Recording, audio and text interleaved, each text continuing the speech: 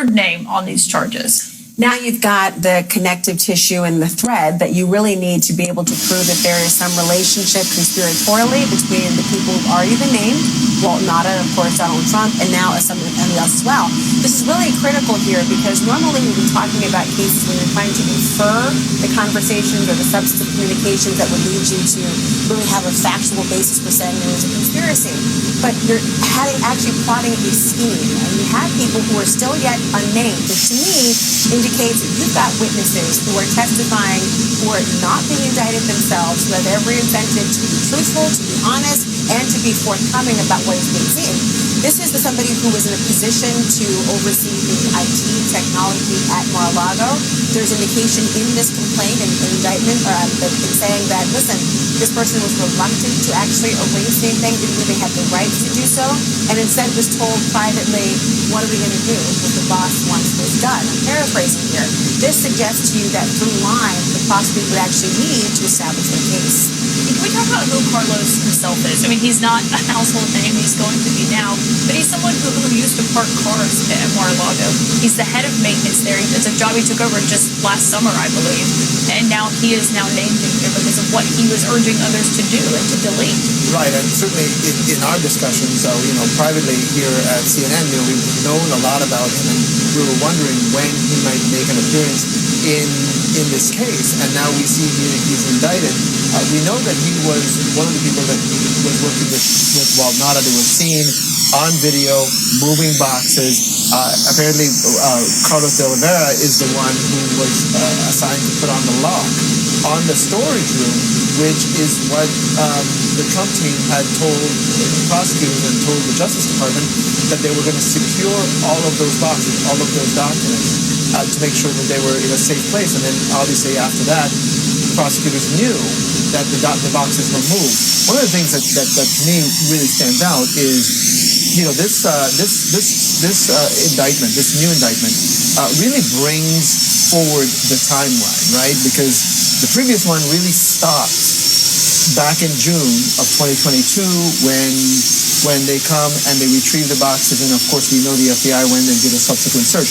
This fills in so many of the blanks that we knew that there was something amiss, and that there were witnesses who had come forward to the Justice Department and told them that boxes were moved and that there was an effort at obstruction. This really fills in the blanks on that obstruction picture, and it's a lot worse once they get the subpoena for their surveillance. Well, it kind of turns the former president into the wizard behind the curtain, because that's what this says. And can you sort of imagine this? You think you've gotten away with it, according to this, and, the president himself meets with the FBI, with the Justice Department, with his own attorneys, and he declares, according to this document, that he's an open book.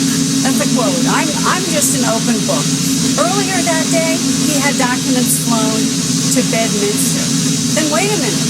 All of a sudden, the FBI discovers that there's a surveillance system there, and they suddenly say, oh no, they know there's a surveillance system there, and then the second part of obstruction takes place because they have to figure out how are they going to get rid of the whole case. So it's a whole new set of crimes. There's part one and part two. Well, and I wonder how you read that, because, there's a very detailed effort of what went down here, which is the Justice Department subpoenas this footage. An attorney calls Trump. Trump then calls his new co-defendant here, and then his new co-defendant is working with his other co-defendant in order, walking through tunnels underground, looking at where the surveillance cameras were outside where the documents were kept, talking to the guys, going in the room to have a little chat about what to do about this. So when you have a trial, you're telling a narrative, you are projecting a story to your jury, and what you see here is that narrative coming more in the picture. There's more color here. But I think there's something, and it's a term that we've now heard throughout the day, and we're going to hear, which is consciousness. This is evidence. And what it means is, in our legal system, you're not convicted of a crime by an accident or a misunderstanding. You have to have intentionality, so knowledge and awareness. And the evidence with respect to the destruction, that's the purpose of it. You don't destroy a video unless you don't want that video to be shown. You want to hide it. That's awareness that there's something on there. And what we know was on there, or appears to be on there, was in fact the failure to produce classified documents to the Justice Department as required by the subpoena. Well, they also had this notice that they wanted this information back. This is not something where in the due course of business that the surveillance footage gets erased or it's not maintained in the ordinary course of business. You have allegations here that De Oliveira went to ask about how long this sort of thing gets retained. And then there is a timeline that talks about trying to delete it, which you could infer then that they were aware that likely there was data contained on the surveillance footage that would be possibly inculpatory in some respects, incriminating, to suggest that it's still there and now get rid of it. So being on notice for several months, really almost the better part of a year, that there are documents that we would like you to return. And here it is. Remember, the attorney, Evan Corcoran, who everyone thought, oh my God, you mean a federal judge is saying that the attorney-client privilege is going to be pierced under the crime fraud exception because you're trying to use your relationship here to hide something?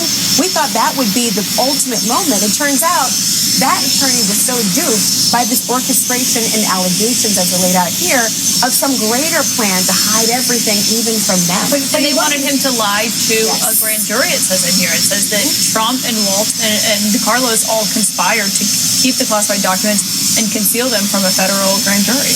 And they're a lawyer, and conceal it from his lawyer, who obviously dictated contemporaneous notes about every single thing that was going on. And I think that's very damaging to Donald Trump as well, because he was apparently lying to his own legal counsel. And not that I'm sorry, one of the interesting things here that, where he describes where De Oliveira talks to Trump and Trump tells him